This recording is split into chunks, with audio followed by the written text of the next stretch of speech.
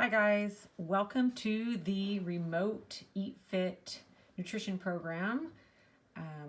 I am Angela Shields and I'm a nutrition educator from SnapEd. And we are going to try and run this class remotely so you can watch this through your computer and you guys don't miss out on the fantastic nutrition and fitness class that you would normally have in your spring quarter. So let me introduce the program just a little bit. It is a 9-week class, and normally we have we meet once a week, and you have 9 lesson plans. You guys usually get a workbook, and we do a number of different activities throughout the quarter. We will do dietary analysis, goal setting. You'll learn about different activities, you'll see some recipes and some cooking demonstrations, and a little bit of homework. So the student workbook is online. It's a PDF version, so you can look at it. You just won't be able to you won't be able to answer any questions in it. So you'll usually see assignments that are posted that just go alongside with the workbook. So to start this first class, I'm going to keep it super brief so you guys don't have a lot to listen to because I know you have other work that you guys are doing.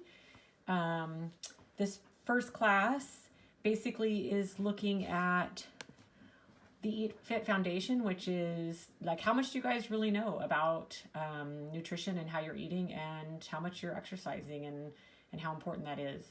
And that's really what this class is looking at is, you know, what's your knowledge of nutrition and how that can help your personal health, and why you should choose to eat better, and why you should choose to increase your fitness activities.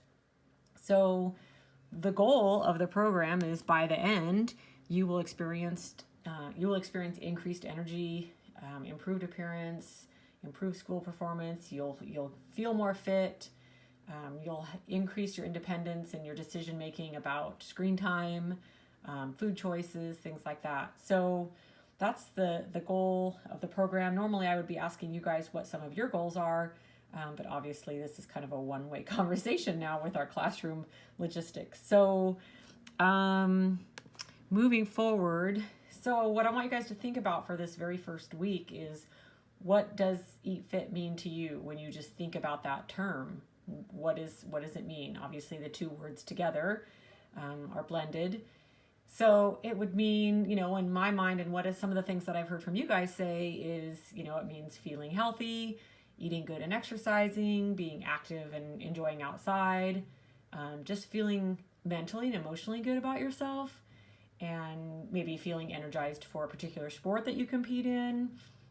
It really looks different for every student. So that's really the goal of this class, is to figure out, okay, if I want to implement this in my own life, especially during this time that you guys are at home, when you have the opportunity to probably be more active than you've ever been, and possibly even eat better because you're eating at home and not eating necessarily school lunches or eating out because everything is closed. So yeah, just thinking about what Eat Fit means to you, and thinking about some of those questions. There's really no wrong answers, right? Because it's just what comes to mind when you think about it. So for this first week, what we're talking about two things. We're looking at the food that you eat, and we're looking at like exercise and what you guys currently do. So think about how you actually choose the foods that you eat now. Like, a lot of it is because of your guys' age is out of your control. So it's probably what your parents put in your cabinets, but a lot of it is cost. It's determined by cost. A lot of you guys have told me in the past that it's just what you want. Like, what are your cravings? Or what are your friends eating? Maybe you try to eat healthy and then someone that you hang out with doesn't, and you know, you cave and end up saying, okay, I'll order the hamburger. So taste, obviously that drives a lot of our choices. I talked about like what your parents are putting in the cabinets and, you know, what's available. Sometimes you might struggle finding access to food. So, and you know, especially right now. So there's a lot of resources that are out there to help you with that. Maybe you're getting the school lunches. You're part of the school lunch program, which is fantastic. Um, so yeah, so in thinking about, your choices, then thinking about, well, what in these 9 weeks, what are we going to do? Well, we're going to help teach you how you can improve your own eating. And these are just some options when I've asked kids in the past, like, what do you think you can do to improve your eating? And these are just some of the feedback I've got from kids. Like, drink less sugary drinks, don't go to Dutch, don't go to Starbucks, maybe not having dessert every night. Or instead of taking things away, maybe think about just having fruit and vegetables at each meal rather than maybe only at dinner, or drink more water, eating more whole grain and less processed type food. And another option would be like drinking a glass of milk to get your calcium requirements. So these are just some options, some feedback that kids have given me before. So again, you're going to explore this over the course of this 9 weeks, but these are just some examples of what kids have told me in the past. So why do you want to eat better? What are some of the benefits to eating better? Well, again, there's a whole plethora of answers, but here's some reasons. More energy. You usually feel a lot more energetic when you eat better and you don't eat fast food or processed food. You might find that your clothes fit better when you're eating good.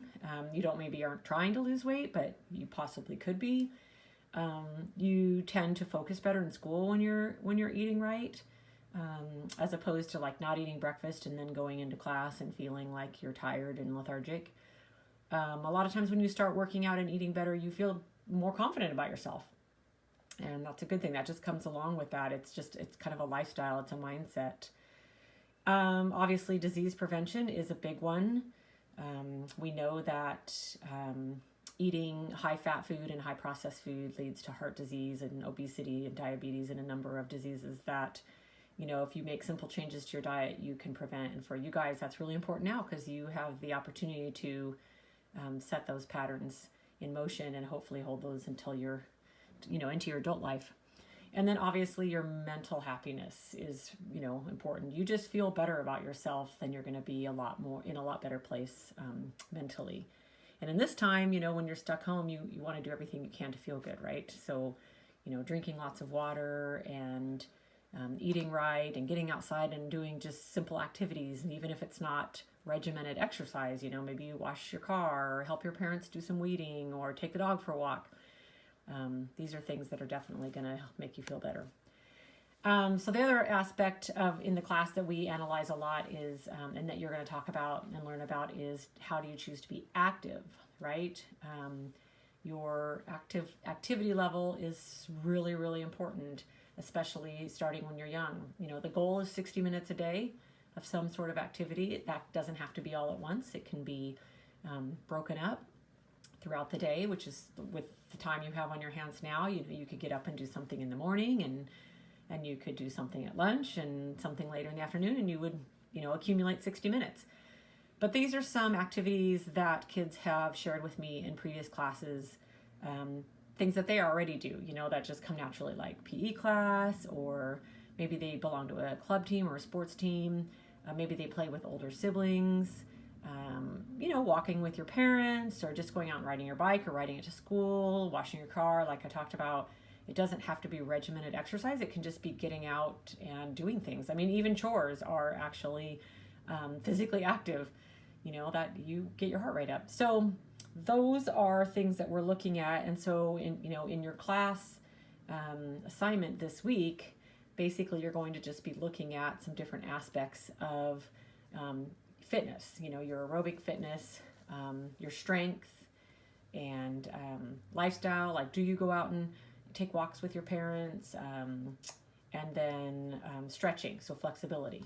So you're going to be looking at that and doing an assignment in regards to that, just kind of seeing where you're at with your fitness.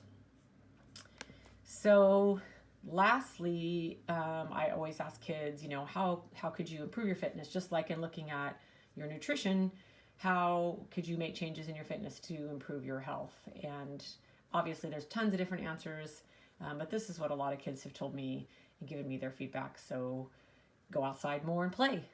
The weather's getting good, so this is a good time. Just watch less TV or less screen time, right? Put that phone down a little bit and get out and just do activities. Go for a walk with your parents or take your dog out. You could join a club. I mean, not everybody has access to that, but the YMCA and community centers, Furstenberg, those are really great resources for you to be able to join in activities and try and get your body moving. You could garden. That's like one of our favorite things to do where I work.